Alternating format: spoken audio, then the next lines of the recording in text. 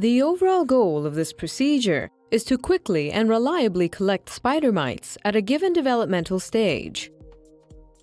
This is accomplished by first rearing mites on bean plants. Next, the experimental plant is infested with female mites using a paintbrush or pump, depending on the number of mites to be applied to a single plant. The final step is manual plant damage quantification using the grid method in a graphics editing program. Ultimately, statistical analysis is used to show differential susceptibility of plant lines or ecotypes to spider mite herbivory.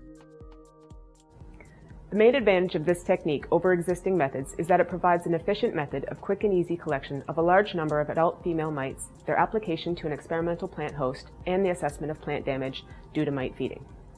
The presented protocol enables fast and efficient collection of hundreds of individuals at any developmental stage that can be used for subsequent experimental application.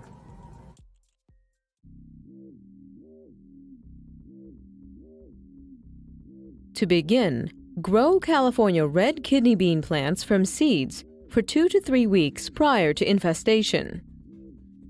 Intermix these plants with infested plants. Adult mites will rapidly colonize the fresh plant material. Remove old infested bean plants every 7 to 10 days and replace them with fresh plants. To collect mites using the washing method, place a fresh bean plant in contact with infested plants 1 to 2 days prior to the experiment. Use 20 to 30 fresh bean plants to collect 1,000 to 2,000 adult female mites.